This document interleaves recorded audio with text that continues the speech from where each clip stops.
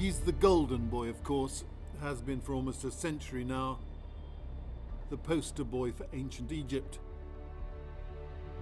His death mask was sublimely, breathtakingly crafted over 3,300 years ago. 24 pounds of beaten gold, eyeliner of lapis lazuli, eyes of quartz and obsidian, probably the most recognizable artifact we have from antiquity. You know, if you ask a child on the age of 8 and you tell him Egypt, he will tell you King Tut. I made a Skype last week to a school in the States. All the children, they ask about one thing, Tutankhamun.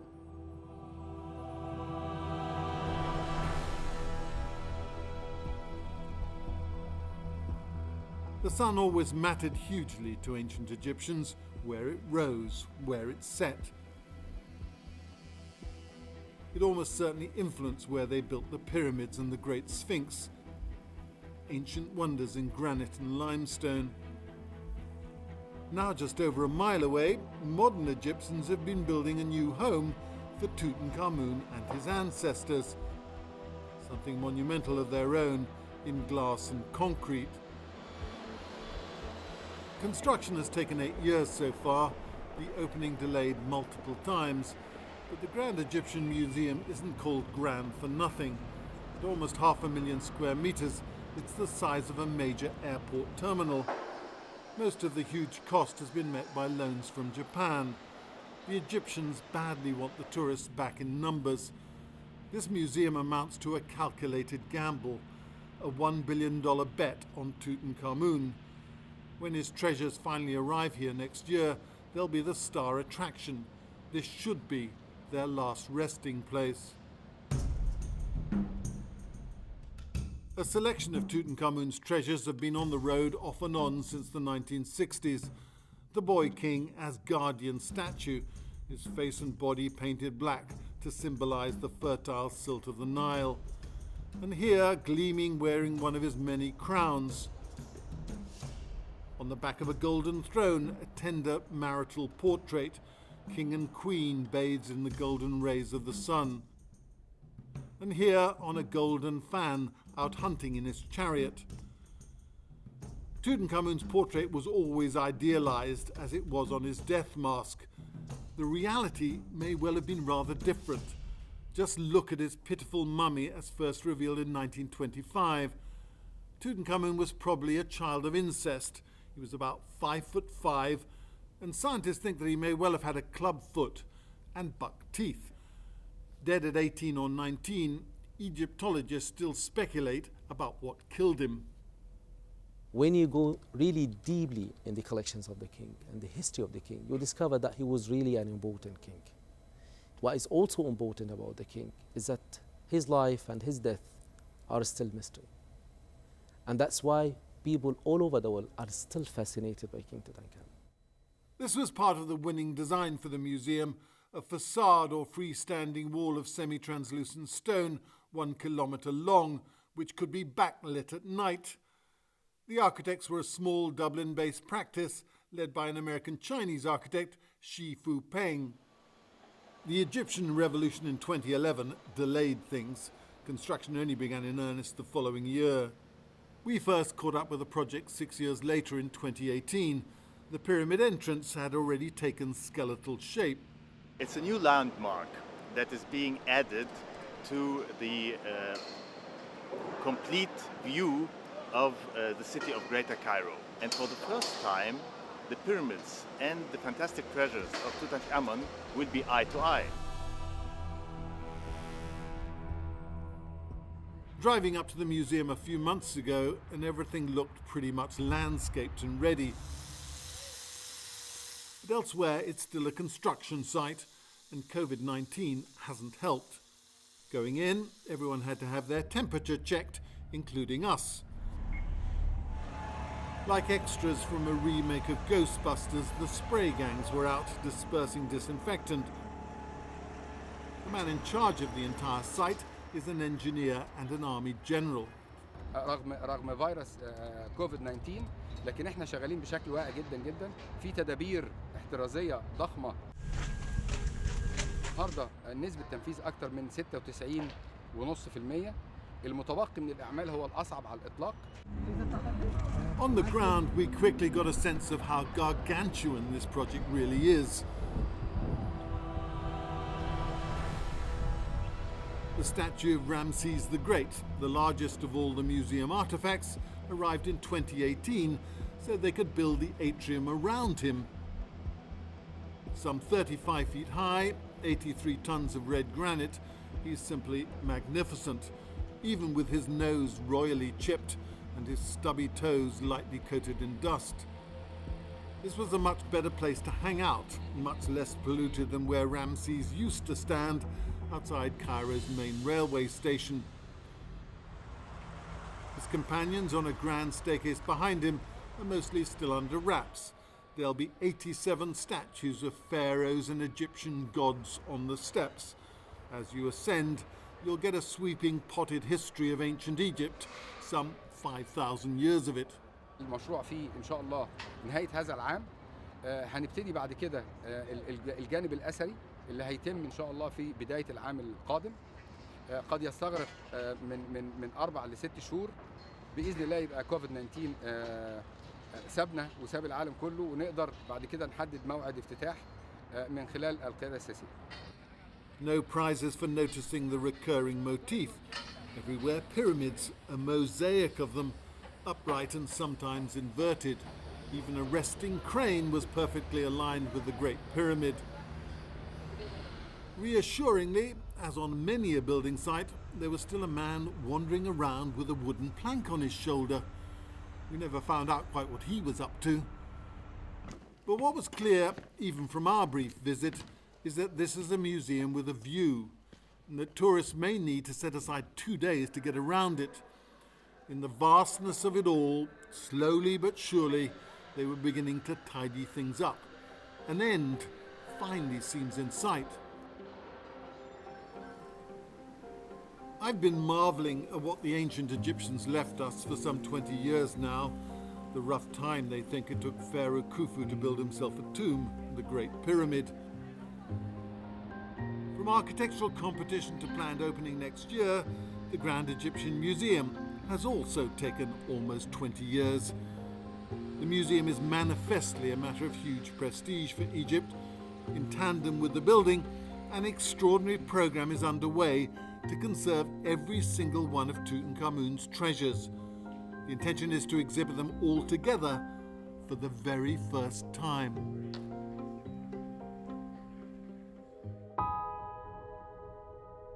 The Conservation Center for the Grand Egyptian Museum, said to be the largest of its kind in the Middle East, and a seemingly endless corridor with 10 different laboratories off it, all devoted to the art of conservation. You need intense concentration, a good eye, and a steady hand. In the labs, almost a monastic silence. Over 5,000 artifacts to conserve from Tutankhamun alone. His magnificent panoply of death, in the words of Howard Carter, the man who found his tomb. Everything is being freshly conserved so they can show it all for the very first time in the new museum.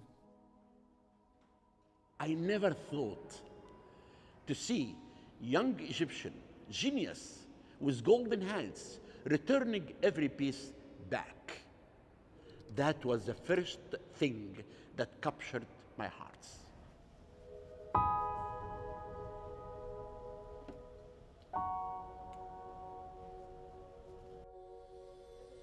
The lion goddess Menhit, with nose and tears of blue glass, eyes of painted crystal.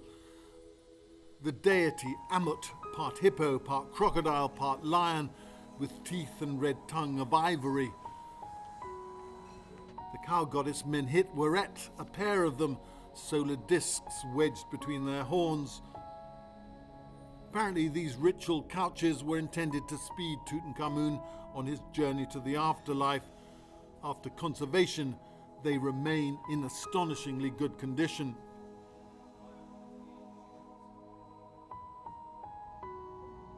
This was a privilege for us to witness, to see all this material before it goes under glass in the new museum. And not everything was golden. Tutankhamun was buried with some 90 pairs of sandals, some of rush and papyrus, others of leather and calfskin. As seen before conservation, this pair had partially rotted away, but they were still somehow saved. We create a new technique by using some special adhesive. As you saw, its condition, it was very bad, and here I think it's can't alive again. One pair, almost brand new it seemed, was decorated with captured warriors, one Nubian, the other Asiatic.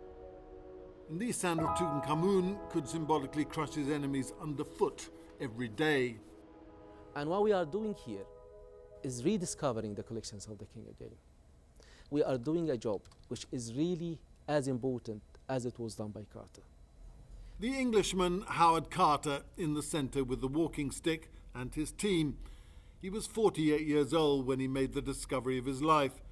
He would spend a decade from 1922 to 1932 recording the treasures and methodically clearing the tomb. Without his doggedness, Tutankhamun might never have been found. And without Tutankhamun, we probably wouldn't have a grand Egyptian museum. This king was unique. And I think Howard Carter was so lucky to discover his tomb. And this is, in my opinion, is the most important discovery that's still in archaeology. Howard Carter's archive is kept at an Egyptology centre, the Griffith Institute at Oxford University. His portrait has pride of place. A meticulous, demanding man, Egyptology will forever owe him an immense debt. On the light box, a visual record of his extraordinary achievement, one of the precious plate glass negatives taken by his photographer Harry Burton. This is the tomb's antechamber. On the left, a jumble of chariots and chariot wheels against a wall. To the right, some of the ritual couches. Some photos have been recently colorized.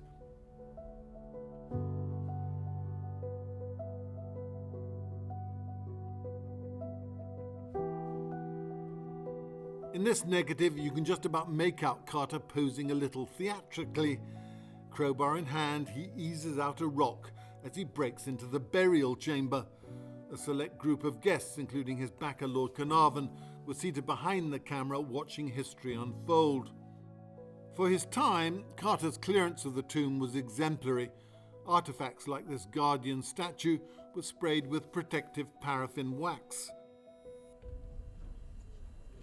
But now, almost a century later, the wax has been taken off. This, a ceremonial chariot, every little bit of wax winkled and teased out, and the old sheen restored.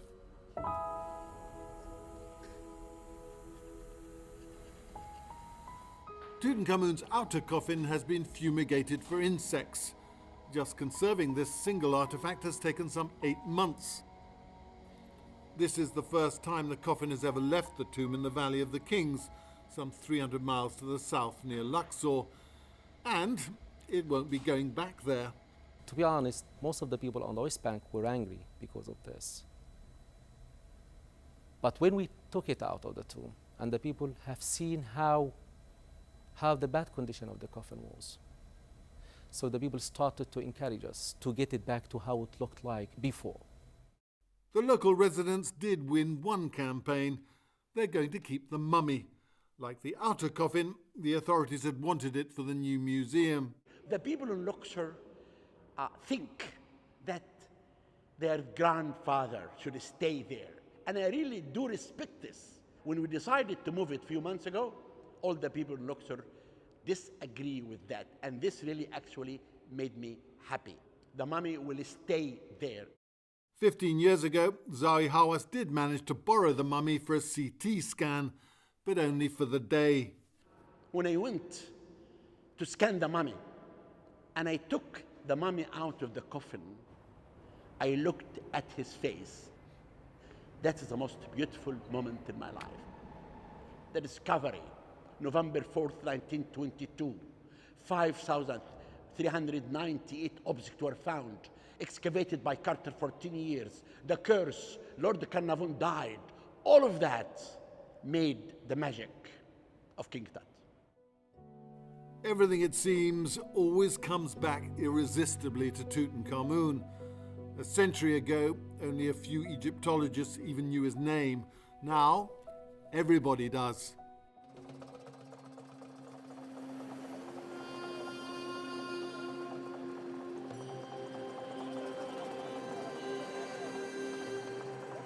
Central Cairo, and one of its most distinct landmarks, an unmissable edifice of salmon-pink sandstone. The Egyptian Museum of Antiquities, so beloved by Egyptologists, opened in 1902, hall after hall of statuary and an ever-expanding collection. And here's where you can meet some of the relatives: the long-faced Akhenaten, Tutankhamun's father, his stepmother, the beautiful Nefertiti, and his great-grandparents, Yuya and Tuya, once a power couple at court. You can also find other superlative gold funerary masks. These are from Tanis, a complex of royal tombs in the Nile Delta. They'll move into the Tutankhamun galleries once his treasures are moved out. You know, Cairo Museum, you cannot close it, even if you have the Grand Museum. Still, if you enter this museum, you smell the history, you smell the past, and this is why we are keeping it as it is. Of course, tourists always swiftly take the stairs to the second floor of the Cairo Museum.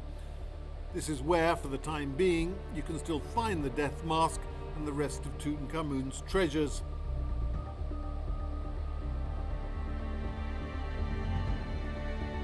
The display here has always seemed a little dull. Beautiful but old-fashioned glass cases and drab lighting. But then gold is still pretty stunning in any light. This is solid 22-carat gold, Tutankhamun's innermost coffin.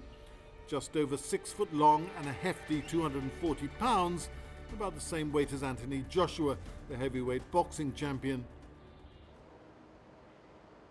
More endearing, perhaps, a painted wooden sculpture of Tutankhamun, probably executed when he was in his early teens. This may have been a mannequin for his clothes.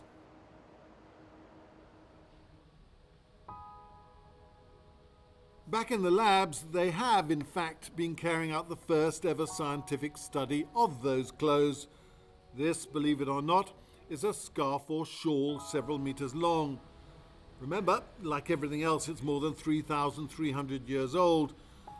The research is part of a joint Egyptian-Japanese project. Among the many objects from the Tutankhamun's tomb, textiles are the most deteriorated materials. Therefore, it was a request from the Egyptian government to work especially on the textiles from the beginning. The triangle on the table is one of Tutankhamun's linen loincloths. Over 100 examples were recovered from the tomb and were evidently used in life. I think there is no other project in the world which could compete to conserving Tutankhamun textiles. They are very, very important. They are fantastic materials. This has been identified as a tunic of some kind. You can still clearly make out the design of a lotus flower, for ancient Egyptians, the symbol of eternal life. Japanese experts have also been advising on the big move from the Cairo Museum to the Conservation Lab. 2 years ago, pre-conservation, a ritual couch was bandaged up like a patient with sunburn. Traditional Japanese washi, or tissue paper, applied to fragile areas of gold leaf. A hunting chariot needed a bespoke crate and a lot of manhandling, almost enough men for a football team. The journey to the conservation centre is about 10 miles, the lorry wrapped in a Japanese flag. Tutankhamun's 6 chariots, they've discovered, were all made from a hardwood, elm, a tree not native to Egypt. The wood probably came from somewhere in the eastern Mediterranean, over 500 miles away. These gold leaf rods were a bit of a puzzle. We now know they're part of a sunshade for a ceremonial chariot, the oldest sunshade ever found. And this was another discovery. A dagger found with the mummy was made with iron from a meteorite. Anything that fell from the heavens seems to have had special meaning for ancient Egyptians. Back in the 1920s, most of Carteret's labourers were Egyptian men and boys. They cleared the scree right down to the bedrock. They carried the boxed up treasures to the Nile for the boat journey up to the Cairo Museum. Among these treasures, a fabulous pendant covered with scarab beetles, for ancient Egyptians a symbol of the sun and rebirth. For some reason, a boy who supplied water to the workers was photographed wearing it. This, so the story goes, is the child who actually found the tomb. Clearing a space for his large water jar, he chanced on the first step, the first of a flight of 16 down to the tomb. We expect his story to feature in the Grand Egyptian Museum. On site, we weren't allowed up the stairs to see the Tutankhamun exhibition space, but we do know that it's up there and off somewhere to the right, and that it'll be massive, 7,000 square meters. The Egyptians expect 2 to 3 million visitors in the first year, and are hoping for up to 7 or 8 million in the longer term, and that would make the new museum among the top 3 most visited in the world.